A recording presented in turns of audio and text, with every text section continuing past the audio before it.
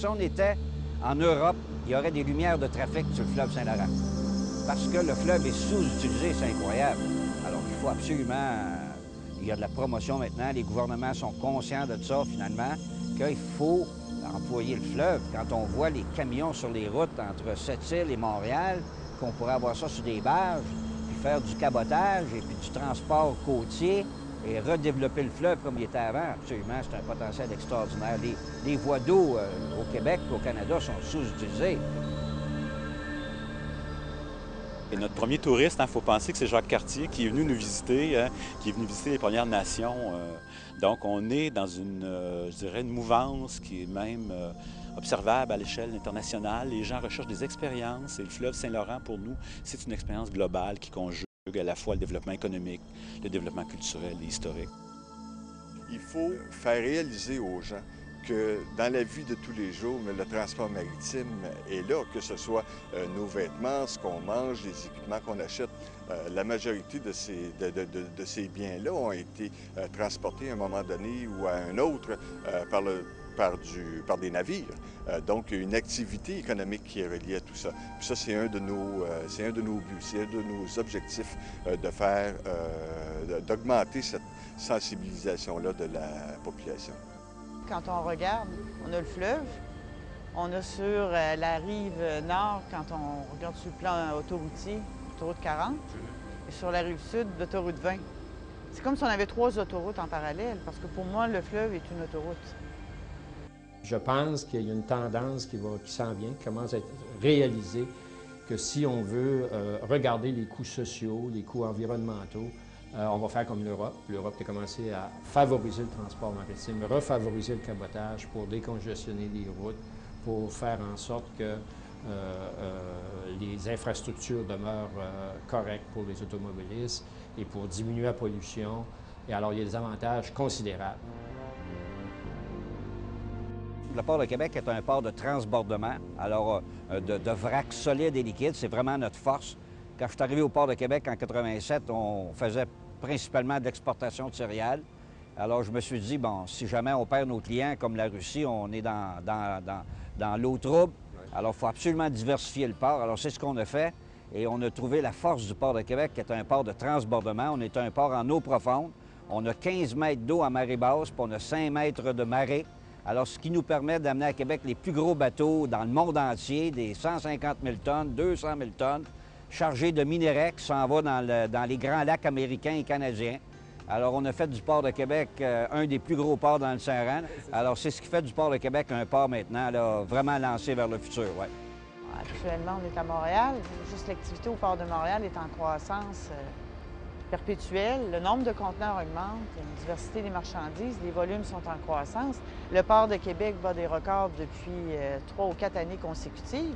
Il y a des ports qui tirent leur épingle du jeu. Trois-Rivières, ça va bien. On regarde Sept-Îles, même chose. Puis là, je parle des administrations portuaires canadiennes, mais il y a aussi des ports régionaux qui tentent de revenir en force. Puis il y en a qui ont des niches acquises. Alors, moi, je pense que l'activité maritime, elle a la beauté d'être élargie. Elle a la beauté d'avoir des spécialisations.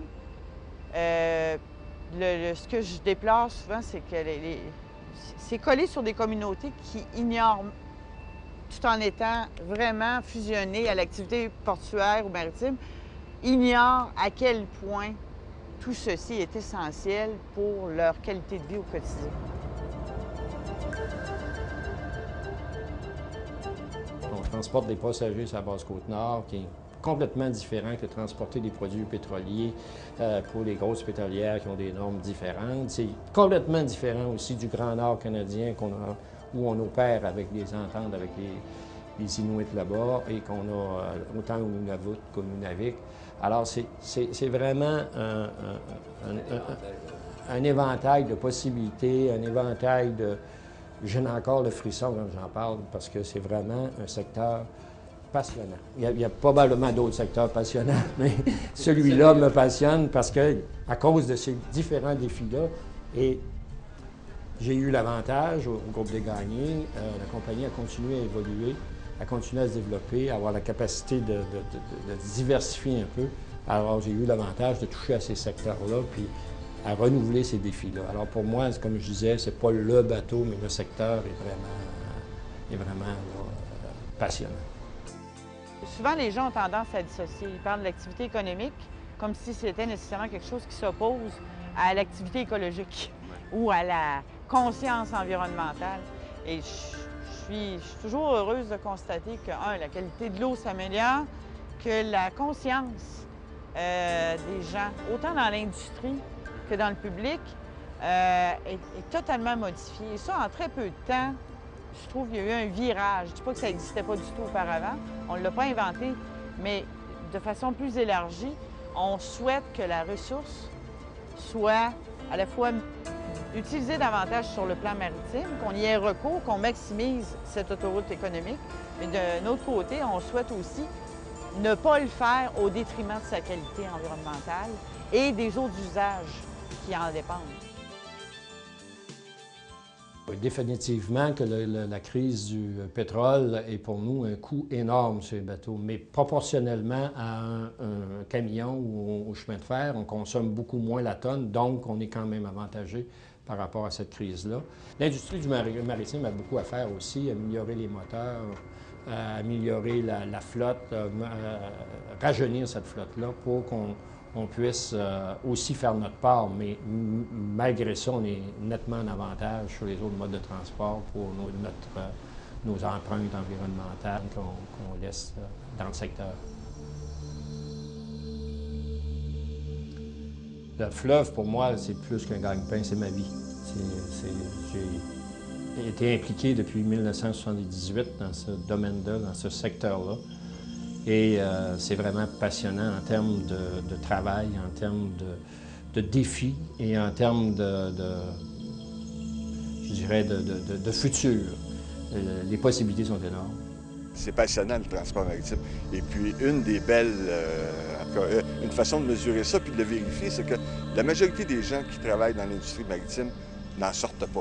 Okay? Quand tu as goûté à ça, bien, on y reste. Puis moi, en tout cas, j'espère être là encore pour au moins les 25 prochaines années. C'est un milieu de passion. Et c'est passionnant. On a des gens passionnés, puis on a une industrie qui est passionnante. Le maritime, là, si je travaillais dans ce milieu jusqu'à 90 ou 95 ans, je suis persuadée que je n'aurais pas atteint le fond en termes de connaissances. Et ça, c'est particulièrement stimulant, là. C'est passionnant parce qu'il y a des défis continuels. À tous les jours, dans ce que je vis depuis 1978, je n'ai pas une journée pareille. Je n'ai pas une journée de routine.